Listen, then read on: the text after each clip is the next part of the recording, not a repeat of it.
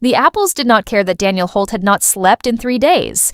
They hung from the gnarled branches of the old orchard in their hundreds, deep red, flushed with the cold, indifferent to the man who moved beneath them with hollow eyes and a canvas picking bag slung across his chest.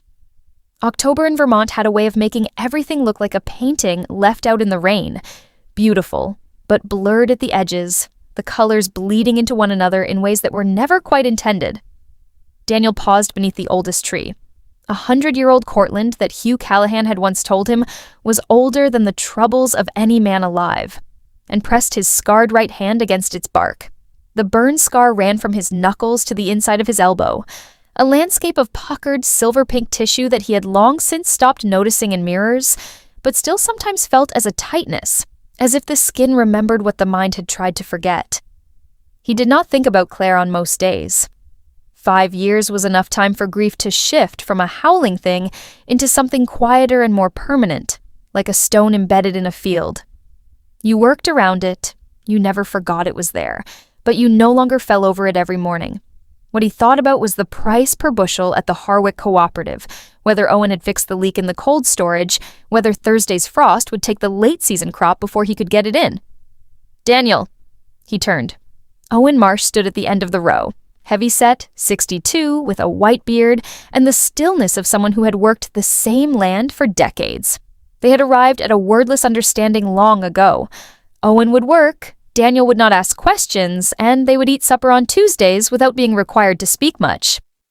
"There's a woman at the gate," Owen said. "Cold. She asked for you by name." Daniel set down his picking bag and walked. She stood on the far side of the iron gate, arms wrapped around herself, her dark green coat, good quality once before it became thin at the elbows, drawn tight across her chest. Dark hair pulled back, gray-green eyes that looked at him steadily as he approached, though her lips had gone slightly blue with cold. She looked perhaps 28, and exhausted in a way that had nothing to do with one night's poor sleep. "Mr. Holt," she said, in the careful voice of someone who had rehearsed this. "My name is Nora Callahan. Hugh Callahan was my father." Daniel stopped walking. He looked at her for a long moment, at the exhaustion in her face, the dignity in her posture, the way she held herself as though she expected to be turned away, and was determined not to show that it would hurt her. "Come inside," he said. He unlatched the gate. "You're half frozen." She hesitated, a flicker of pride, and then stepped through. He did not yet know, walking up the lane with Hugh Callahan's daughter beside him and the last apples hanging heavy in the dying light, that his life was about to turn on its axis. He only knew that it was cold. She was clearly in trouble, and Hugh Callahan had once sat with him through the worst night of his life without being asked, and that a man did not forget a thing like that. The kitchen of the farmhouse was large and slightly cluttered in the way of rooms that are used by people who live alone and have no one to tidy for. There were seed catalogs on the table, a topographical map of the orchard pinned to the wall beside the refrigerator, and a pair of rubber boots by the back door that had been there so long they had become part of the landscape. Daniel put the kettle on without asking.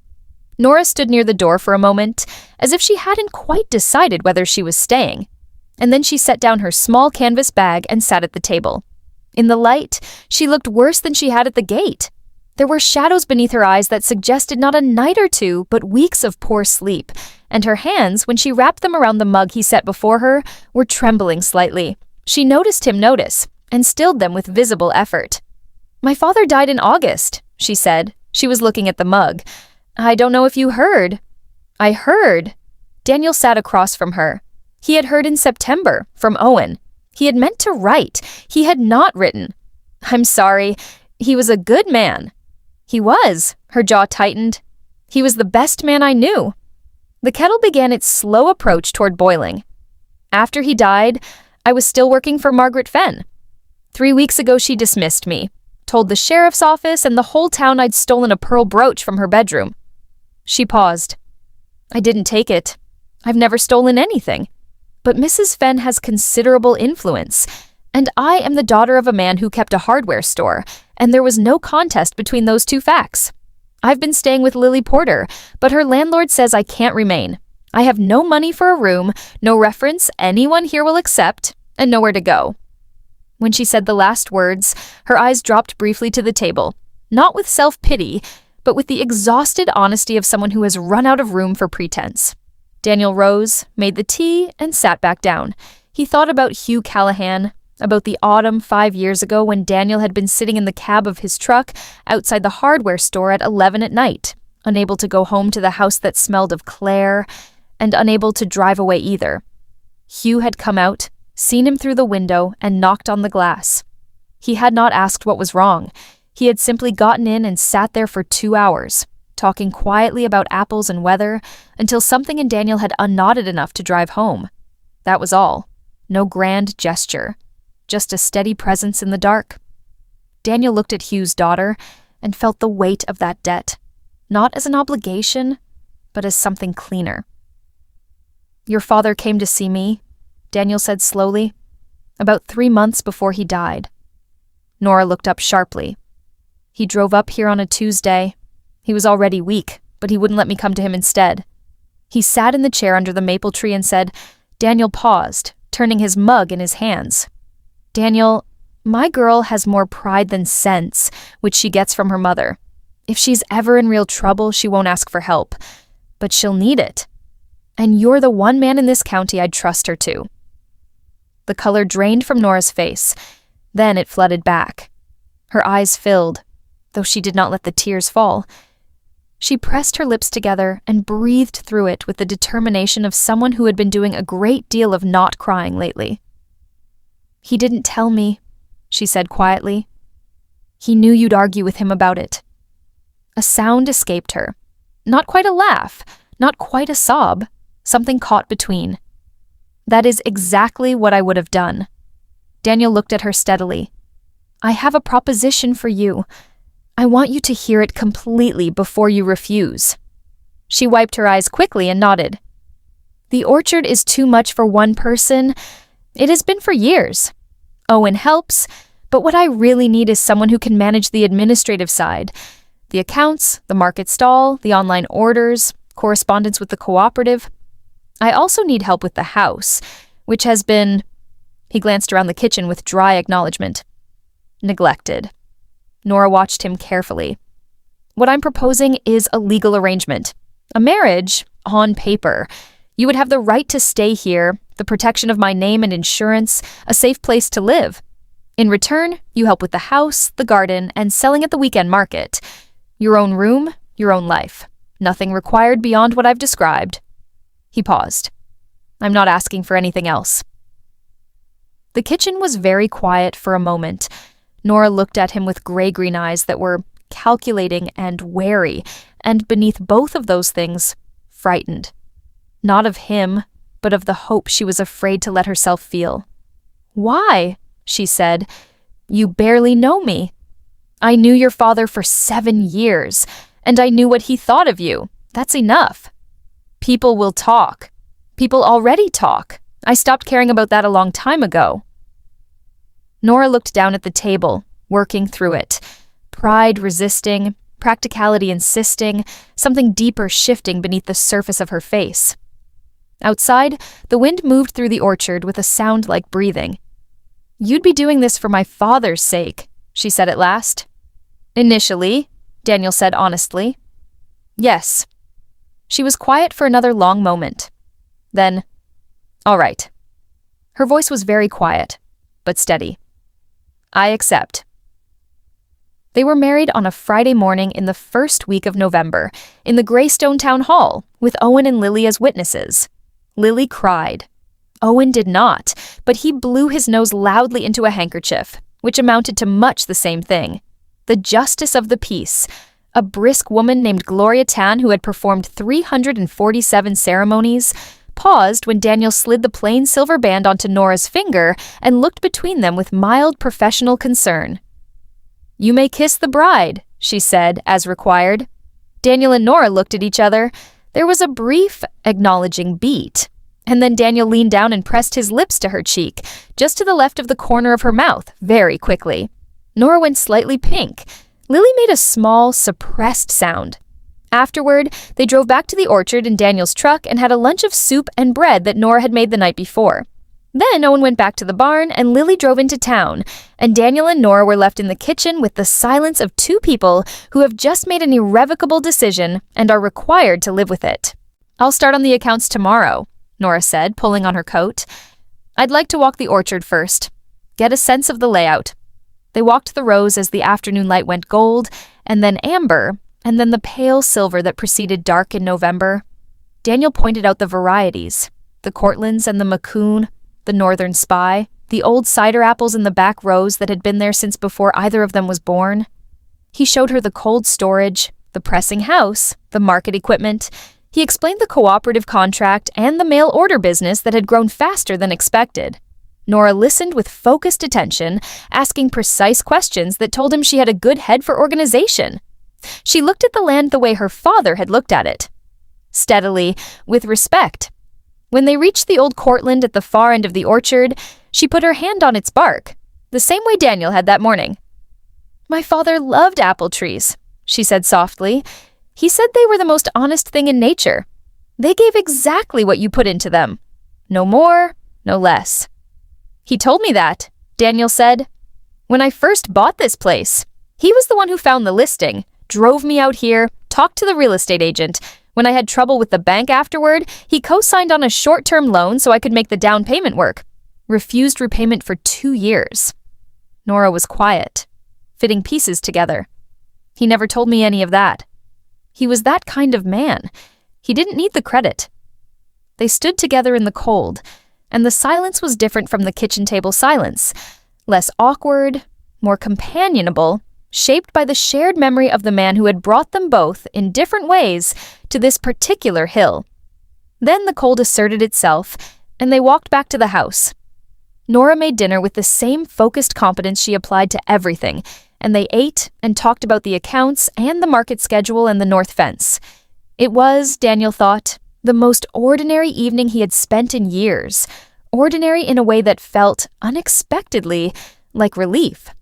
Margaret Fenn lived in the largest house in Greystone, a white federal-style building with green shutters and a brass eagle knocker that everyone agreed was excessive. She was 61, a widow for 12 years, and had accumulated through inherited money and deliberate maneuvering a degree of influence over Greystone that was not quite power, but functioned the same way. She had hated Hugh Callahan for 30 years. The town knew this in the vague way towns know things too complicated to fully unpack. The cause had something to do with a land sale in the 1990s. Hugh had refused to sell a parcel adjoining Margaret's property. He had been perfectly polite. He had been what he always was, decent, straightforward, immovable. And Margaret Fenn, who was not accustomed to being told no, had never forgiven him. When Hugh's daughter came to work in her house, Margaret had hired Nora with a smile that showed all her teeth. She had been, by all accounts, a reasonable employer for 2 years. And then Hugh died, and the land parcel, the small disputed corner that Hugh had held for decades, passed to Nora, and something in Margaret Fenn calcified into something colder and more purposeful. The brooch had been Margaret's own doing. She had placed it in the back of Nora's closet herself, then called the sheriff's office with trembling distress. She had cried. She had expressed devastation at being betrayed. She had ensured that Deputy Barnes, her cousin's son, conducted the search because he would not look too carefully at anything she didn't want looked at. What Margaret had not accounted for was Daniel Holt. She learned about the marriage on a Saturday morning from her friend Patricia Wells, who had heard it from Gloria Tan, who had performed the ceremony. Margaret stood in her kitchen with the phone pressed to her ear and felt a slow, white rage move through her. The Holt orchard adjoined the Callahan parcel. Together, they would form the largest contiguous apple-growing operation in the county. She had wanted that land, had been watching it, waiting for the moment when Nora would be desperate enough or gone enough that it could be obtained. And now it was being protected by a marriage she hadn't anticipated. She set down the phone and thought for a long time. Then she made a call to her lawyer, and another call to Gerald Park at the Greystone County Bank, and a third call to a private investigator in Burlington whose services she had used before on matters she preferred not to discuss in public. She was going to take that land. She had been patient for 30 years. She could be patient for a little longer.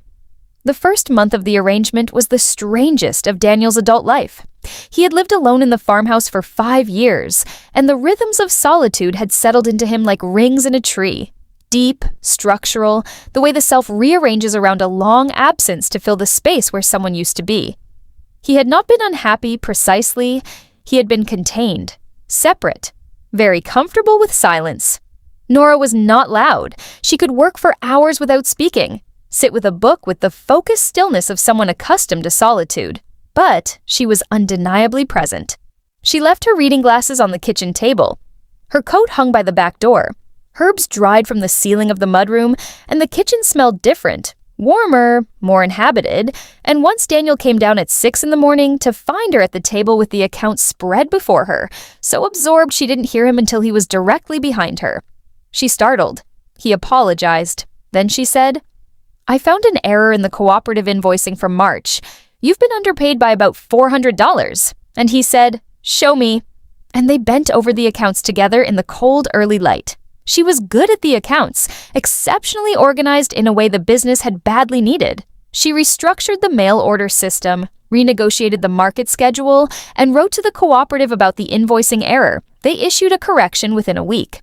Owen watched with the look of a man revising a long-held opinion and acknowledged, in his way, a brief nod, that she knew her work.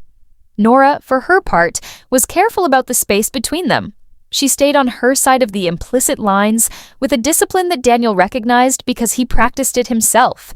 They were courteous. They were occasionally, surprisingly, funny together. Nora had a dry, understated wit that caught him off guard. They did not talk about Claire. They did not talk about what the arrangement was or wasn't. But December brought the cold deep into the valley, and the farmhouse was old, and its insulation was poor. And on the nights when the temperature dropped below 0, which in Vermont in December meant most nights, the only truly warm room was the kitchen. And they both knew it. And so they both ended up there in the evenings, Daniel at the end of the table with his seed catalogs, Nora in the chair by the window with her book, the wood stove between them sending out its reliable heat. They started talking. Not about anything consequential at first. Owen's knee, the hawk visiting the upper orchard, a book Nora was reading, but the conversations accumulated, the way snowfall accumulates, slowly, without drama, until one day you notice it has gotten quite deep without your having registered the individual moments of its falling. Daniel told her about buying the orchard, how he had come to Vermont with enough money from the sale of his and Claire's house to make a down payment on something. Driving for 3 days through the state until Hugh Callahan pressed a listing into his hands and said, "That's the one for you." He had known it the moment he stood in the orchard and looked up through the branches at the October sky and felt, for the first time since Claire died, something that was not grief. Nora told him about her childhood, her mother dying when she was 11, her father raising her on his own, the hardware store that was both his world and her home.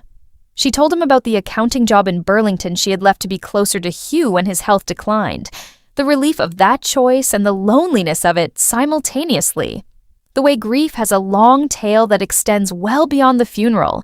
She did not revisit the accusation. She had stated her case once and was not going to repeat herself. But sometimes, when Margaret Fenn's name came up in town conversation, as it did because Margaret Fenn had her fingers in a great deal, something moved across Nora's face, not just anger, but a deeper knowledge, a sense that the injustice was not over, that it was still ongoing in ways she couldn't yet see. She was right about that. Daniel didn't know it yet either. Lily Porter was 33 years old, had been the town librarian for 5 years, and possessed one of the most organized minds in Greystone. She had been Nora's friend since they were both teenagers working summer jobs at the hardware store, and she had been furious about the brooch accusation with a quiet, methodical fury that was, in its way, more dangerous than a louder anger. She spent the weeks of November and December doing research. Margaret Fenn, Lily discovered, had a pattern. A woman in Burlington, 12 years ago, dismissed from a housekeeping position on a theft accusation that was never proven. A property dispute in Montpelier, 15 years before that, in which a neighboring family was pressured until they sold at a significant loss. And in the county records, buried under layers of perfectly legal paperwork but unmistakably there, a purchase of land from an elderly farmer named Rupert Vance, conducted at a time when his daughter would later allege he lacked the capacity to conduct any transaction at all. That purchase was the key. Lily drove to Burlington on a Saturday in January and spent 6 hours in the county records office with a woman who owed her a favor. She came home with photocopies of documents that made her sit in her car in the dark for 5 minutes before she could drive. Then she called Nora. "I found something," she said. "I need to come to the orchard." She arrived that Sunday evening, temperature at 10 degrees, snow squeaking under her boots on the lane. Daniel was at the kitchen table when she came in. He rose but did not speak. Something in Lily's face said this was not a moment for small courtesies. She spread the documents on the table and explained what she had found. The Vance land purchase had been conducted with fraudulent power of attorney. The document granting Margaret authorization had been prepared by a lawyer later disbarred for unrelated misconduct. The timing corresponded with records Vance's daughter had submitted to a civil case, settled out of court 3 years ago, and Margaret Fenn had used that fraudulently obtained land as collateral in a complaint filed with the Greystone County Bank challenging neighboring property loan assessments, including specifically the Holt Orchard. "She's been building toward calling in your loan," Lily said. "Gerald Park at the bank has been sitting on a technicality in your loan documentation for 2 years, waiting for instruction." She paused. "She also filed something with the county last week questioning the validity of your marriage. If she can demonstrate it was merely a business arrangement, she can use that to pressure the bank and make a case for the property." She looked between them. "You have maybe 3 weeks, possibly less." The kitchen was quiet. The wood stove crackled. Outside, snow lay silent over the orchard. "Where do we take these?" Daniel said. "Sheriff Brody first. He's a fair man.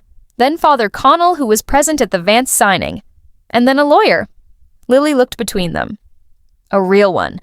Not someone connected to Fenn." "Thomas Irwin in Harwick," Daniel said immediately. 40 years of practice, and he doesn't take cases from people he doesn't respect. Nora nodded once, her hands flat on the table, pressing down. "Monday morning, we go together."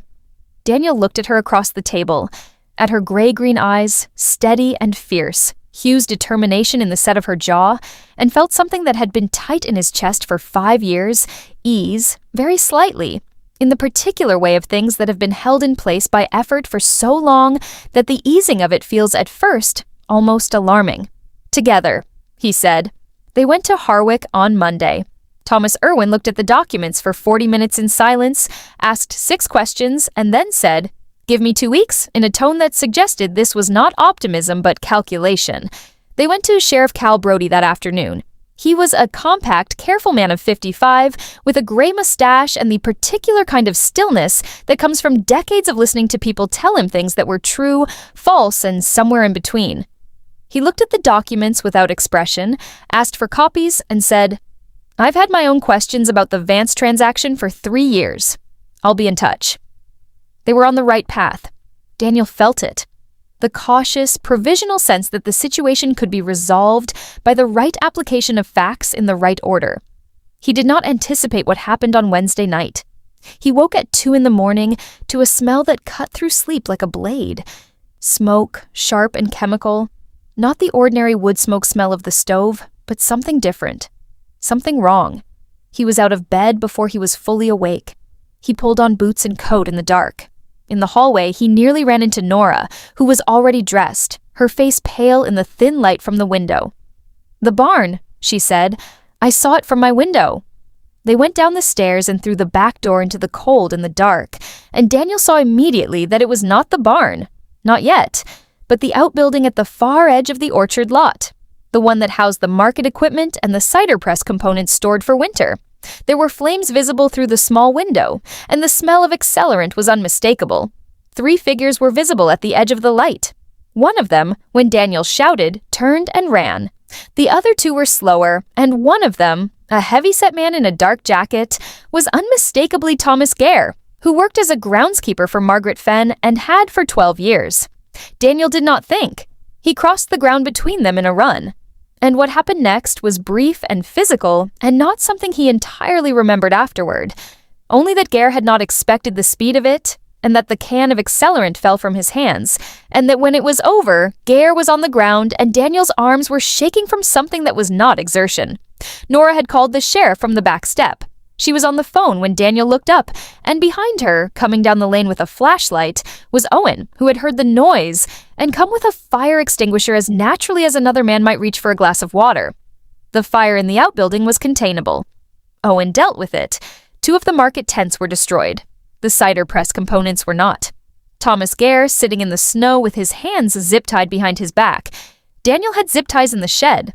5 years of rural life prepared you for a certain variety of emergencies. Was very quiet. He looked at the ground. He looked, in fact, like a man who had done a thing in the dark that now, in the cold and the company of witnesses, had become a different and much heavier thing. "She paid you," Daniel said. It was not a question.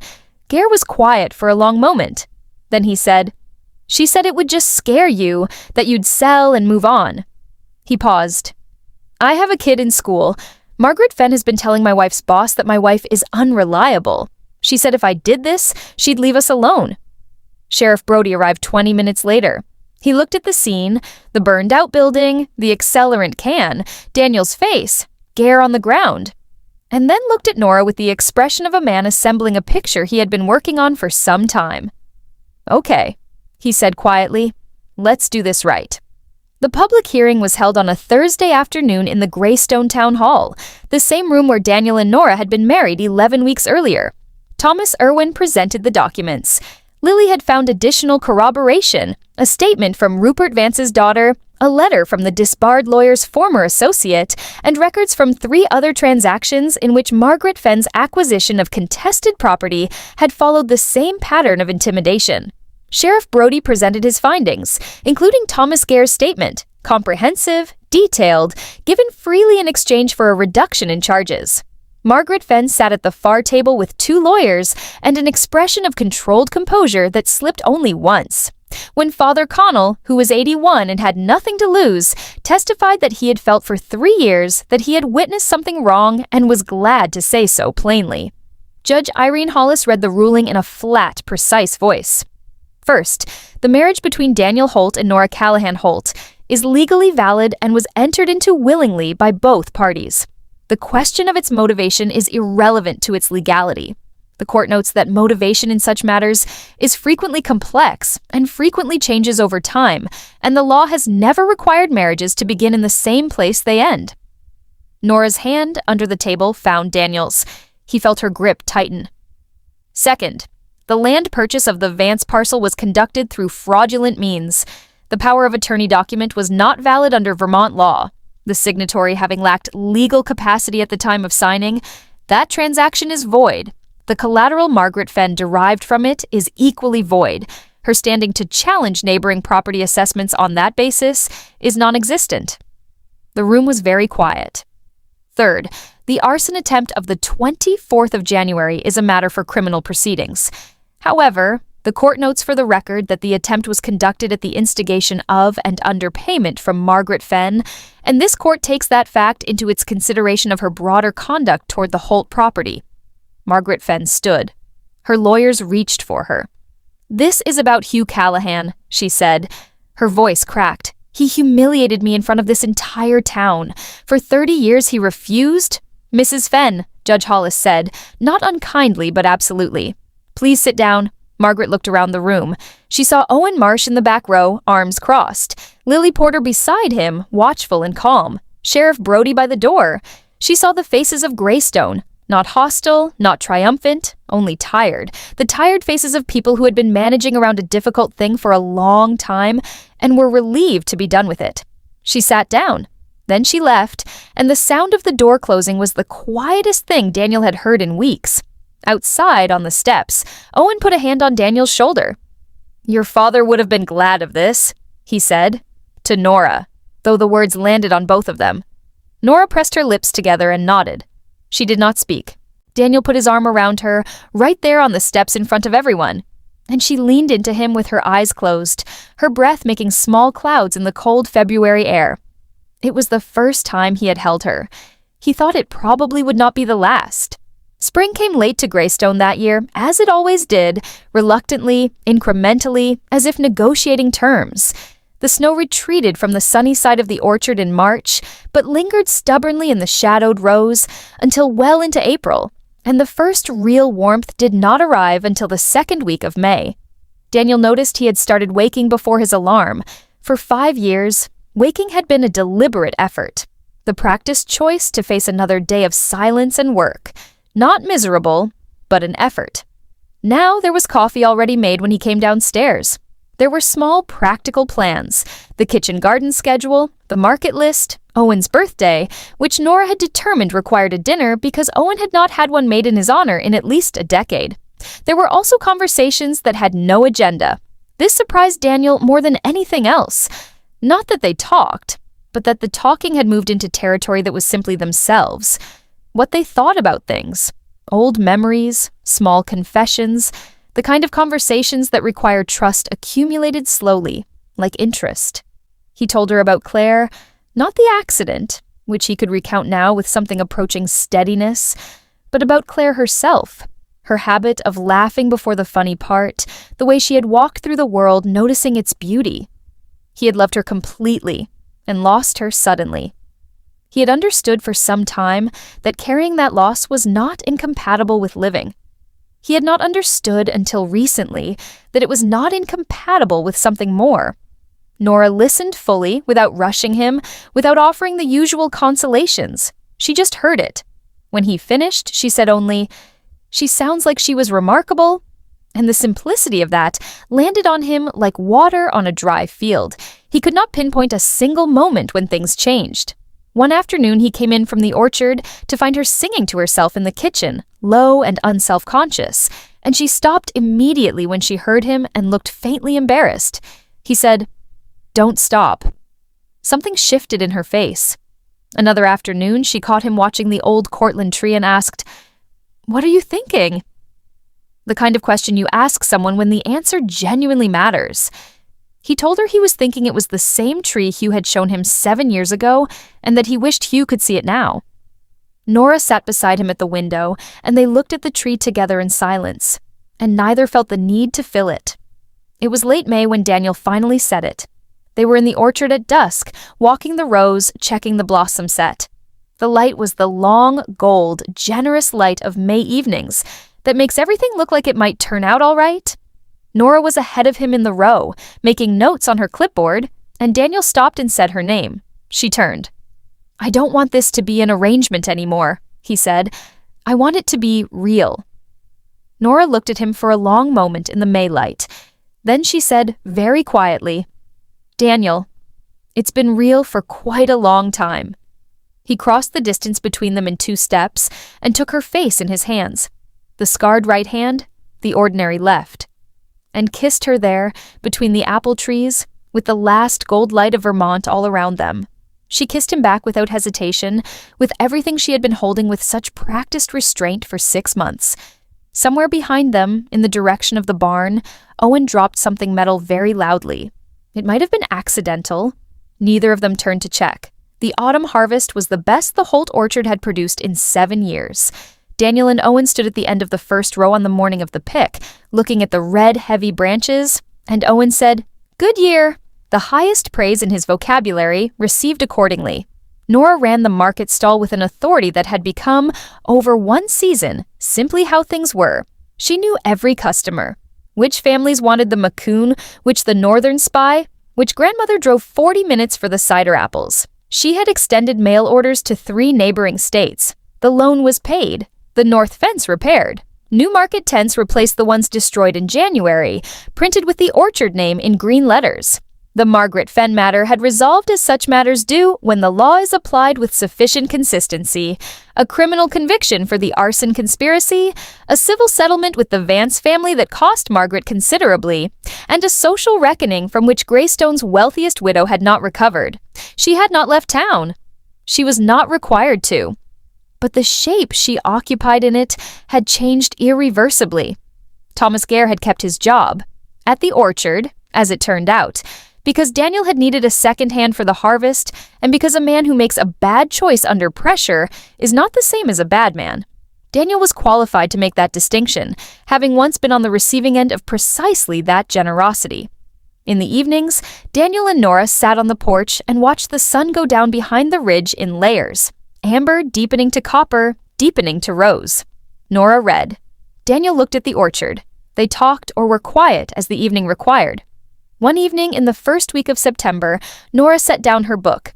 She had been reading the same page for several minutes without turning it. Daniel, she said. The weight in how she said his name made him very still. She took his right hand, the scarred one. She had always reached for it, from almost the beginning, and he had understood this as a statement too important to ignore, and placed it flat against her abdomen. "We're going to have a child," she said. The evening was perfectly still around them. The last swallows were crossing the sky. The old Cortland tree at the far end of the orchard was a dark shape against the reddening sky, patient and enormous and alive. Daniel felt the warmth of her beneath his palm, and then he felt, or imagined he felt, or felt something that his love and the long, strange journey of the preceding year had made real, the first faint pulse of a new life. He closed his eyes. He thought of Hugh Callahan, who had found him a listing, talked him through the worst night of his life, driven out here already weak to ask a favor his daughter would have resented him for asking.